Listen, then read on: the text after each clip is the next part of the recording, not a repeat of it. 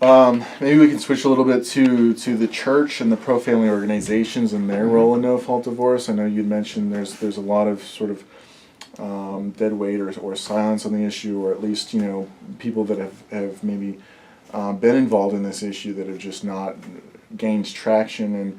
And this is not exclusive to churches. It's not exclusive to the Christian faith. I mean, this is applicable to everyone. But it seems like Christians in general and pro-family organizations in particular, it seems like there should be a lot of push from these social groups to repeal or speak out against no-fault divorce. And it doesn't seem that there's a lot of impetus or political will to number one to recognize the issue, number two to address it, and number three, investigate and see what solutions there are available. And so maybe you could speak a little bit on, what maybe are the incentives or disincentives, conflicts of interest, or maybe underlying reasons that you see yourself in terms of the lack of vocal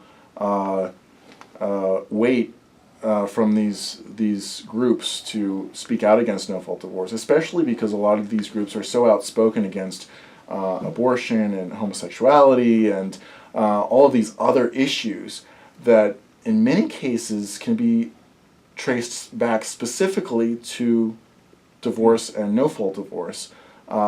Even we can even talk about that in terms of abortion when a woman gets pregnant and no longer has someone to be there and support the child. Right. So many of these issues that, especially social conservatives, are fighting and speaking out against, it seems like they're missing a critical issue and a fundamental foundation of where all of this stems from.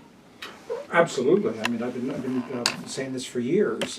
We have these organizations, these law firms. Many of them are Christian in their orientation, lobbying firms who claim to be in favor of the family and to defend the family. And they do a lot of good work, but there is a conspicuous absence of their work and their failure to confront divorce and the need for legal reform of the divorce laws, as opposed to simply lamenting or bemoaning the rate of divorce and its destructiveness, but actually undertaking it as a matter of legal reform, which needs to be done. And there's no abuse in our society today that is more directly threatening to the family than divorce is. Same-sex marriage, whatever you think of it, is not a direct threat to the family in the same way that divorce is. Some of these other issues, sex education, abortion, these are all serious issues.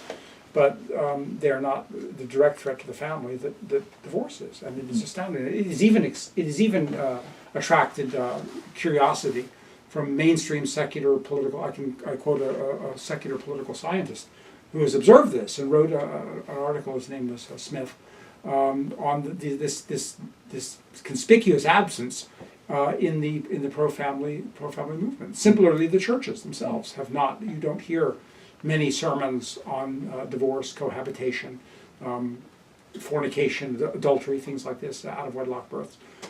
Churches tend to avoid it. Now, if there's anything that is within the traditional purview of churches, it is sexual morality. A few generations ago, we expected to hear preachers thundering on about the evils of sexual immorality, and now we hear almost nothing about it. So, if they're not going to speak out, then who is? So it's quite amazing. I think it has to be done. Not only that, but I make an argument in my latest book that many of these other abuses actually stem directly from divorce. For example, same-sex marriage. I argue that same-sex marriage has come directly out of the divorce epidemic.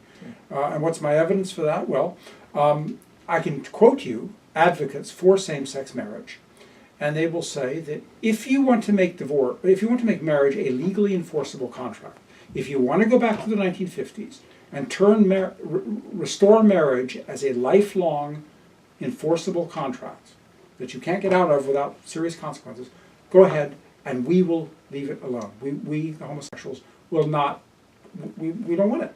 And they admit this. It's only because you, the heterosexuals, have debased marriage through divorce and cohabitation that we, the homosexuals, find it attractive and consistent with our lifestyle. So it is entirely the fault of the heterosexuals debasing marriage through divorce that it is an attractive option for homosexuals. So this shows how the failure to deal with no-fault divorce 40 years ago, 50 years ago, leads us today to a situation where we have to deal with even more consequences.